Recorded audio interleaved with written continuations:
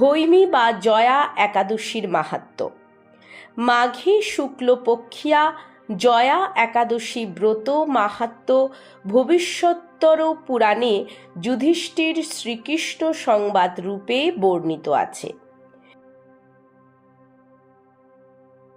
শ্রী গুরুর পুরাণে মাঘ মাসের শুক্লপক্ষিয়া একাদশী তিথিকে ভৈমী একাদশী নামে অভিহিত করা হয়েছে। পদ্মপুরাণ অনুসারে জ্যৈষ্ঠ মাসের শুক্লপক্ষিয়া একাদশীর নামই পাণ্ডবা নির্জলা বা ভৈমীশ্রেণী বা ভৈমী একাদশী। যুধিষ্ঠির বললেন, হে মহারাজ, মাঘ মাসের শুক্লপক্ষের একাদশী জয়া নামে প্রসিদ্ধ। এই তিথি সর্ব পাপ বিনাশিনী, সর্বশ্রেষ্ঠা, পবিত্রা, সর্বকাম ও মুক্তি প্রদায়িনী। এই ব্রতের ফলে মানুষ কখনো প্রেতত্ব প্রাপ্তি হয় না। এই একাদশীর নিম্নরূপ উপাখ্যান শোনা যায়। একসময় স্বর্গলোকে ইন্দ্র রাজত্ব করেছিলেন। সেখানে অন্য দেবতারাও বেশ সুখেই ছিলেন। তারা পারিজাত পুষ্প শোভিত নন্দনকাননে অপ্সরাদের সাথে বিহার করতেন। একদিন 50 কোটি অপ্সরা নায়ক দেবরাজ ইন্দ্র স্বেচ্ছায় আনন্দ ভরে তাদের নৃত্য করতে বললেন। নৃত্যের সাথে গন্ধর্বগণ গান করতে লাগলেন। পুষ্পদত্ত চিত্রসেনের পত্নীর নাম মালিনী। পুষ্পবন্তী নামে তাদের এক কন্যা ছিল। পুষ্পদত্তের পুত্রের নাম মাল্যবান। এই মাল্যবান পুষ্পবন্তীর রূপে মুগ্ধ হয়েছিল। পুষ্পবন্তী পুনঃ পুনঃ কটাক্ষ দ্বারা মাল্যবানকে বশীভূত করেছিলেন। ইন্দ্রের প্রতিবিধানের জন্য তারা দুজনেই নৃত্যগীতের দ্বারা সেই সভায় যোগদান করেছিল, কিন্তু একে অপরের প্রতি আকৃষ্ট থাকায় উভয়েরই চিত্ত বিভ্রান্ত হচ্ছিল। সেখানে তারা পরস্পর কেবল দৃষ্টিবদ্ধ অবস্থায় দাঁড়িয়ে থাকল। ফলে গানের ক্রম বিপর্যয় ঘটল। তাদের এই রকম তাল মান ভঙ্গভাব দেখে তারা যে পরস্পর কামাসক্ত হয়েছে, দেবরাজ ইন্দ্র তা বুঝতে পারলেন। তখন ক্রোধবশে তিনি তাদের অভিশাপ দিলেন, রে মূঢ়, তোমরা আমার আজ্ঞা লঙ্ঘন করেছ, তোমাদের ধিক। এখনই তোমরা পিশাচ যোনি লাভ করে মর্তলোকে নিজ দুষ্কর্মের ফল ভোগ করো।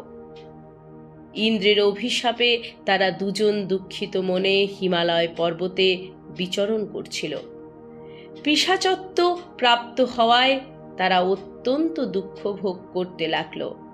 হিমালয়ের প্রচণ্ড শীতে কাতর হয়ে নিজেদের পূর্ব পরিচয় বিস্তৃত হলো। এইভাবে অতি কষ্টে সেখানে দিন যাপন করতে লাগলো। একদিন পিশাচ নিজ পত্নী পিশাচিকে বলল, সামান্য মাত্র পাপ করিনি, অথচ নরক যন্ত্রণার মতো পিশাচত্ব প্রাপ্ত হয়েছি। অতএব এখন থেকে আর কখনো কোনো পাপ কর্ম করব না। এইভাবে চিন্তা করে তারা সেই পর্বতে মৃতপ্রায় বাস করতে লাগলো। মাল্যবান ও পুষ্পবন্তীর পূর্ব কোনো পুণ্যবশত সেই সময় মাঘী শুক্লপক্ষীয় জয়া একাদশী তিথি উপস্থিত হল। তারা একটি অশ্বত্থ বৃক্ষতলে নিরাহারে নির্জলা অবস্থায় দিবানিশি যাপন করল। শীতের প্রকোপে অনিদ্রায় রাত্রি অতিবাহিত হল। পরদিন সূর্যোদয়ে দ্বাদশী তিথি উপস্থিত হয়। জয়া একাদশীর দিন অনাহারে ও রাত্রি জাগরণে তাদের ভক্তির অনুষ্ঠান পালিত হল। এই ব্রত পালনের ফলে ভগবান বিষ্ণুর কৃপার দ্বারা পিশাচত্ব দূর হল। তারা দুজনই তাদের পূর্ব রূপ ফিরে পেল। তারপর তারা স্বর্গে ফিরে গেল। দেবরাজ তাদেরকে দেখে অত্যন্ত আশ্চর্য হলেন। তিনি জিজ্ঞাসা করলেন, কোন পুণ্য ফলে তোমাদের পিশাচত্ব দূর হলো? আমার অভিশাপ কে তোমাদের মুক্ত করল? মাল্যবান বললেন, হে প্রভু, ভগবান বাসুদেবের কৃপায় জয়া একাদশী ব্রতের পূর্ণ প্রভাব আমাদের পিশাচত্ব দূর হয়েছে। তাদের কথা শুনে দেবরাজ ইন্দ্র বললেন, হে মাল্যবান, তোমরা এখন থেকে আবার অমৃত পান করো। একাদশী ব্রতে যারা আসক্ত এবং কৃষ্ণ ভক্তি পরায়ণা তারা আমাদেরও পূজ্য বলে জানবে। এই দেবলোকে তুমি পুষ্পবন্তীর সাথে সুখে বাস করো। হে মহারাজ, এই জয়া ব্রত ব্রহ্মহত্যাজনিত পাপকেও বিনাশ করে।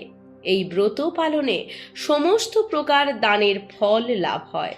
সকল যজ্ঞ ও তীর্থের পূর্ণ ফল এই একাদশী প্রভাবে আপনা হতেই লাভ হয়। অবশেষে মহানন্দে অনন্তকাল বৈকুণ্ঠ বাস হয়। এই জয়া একাদশী ব্রত কথা পাঠ ও শ্রবণে অগ্নিষ্টম যজ্ঞের ফল পাওয়া যায়। এইরকম ভিডিও দেখার জন্য আমাদের চ্যানেল সাবস্ক্রাইব করুন। ভালো লাগলে লাইক করুন, কোনো প্রশ্ন থাকলে কমেন্টস করুন।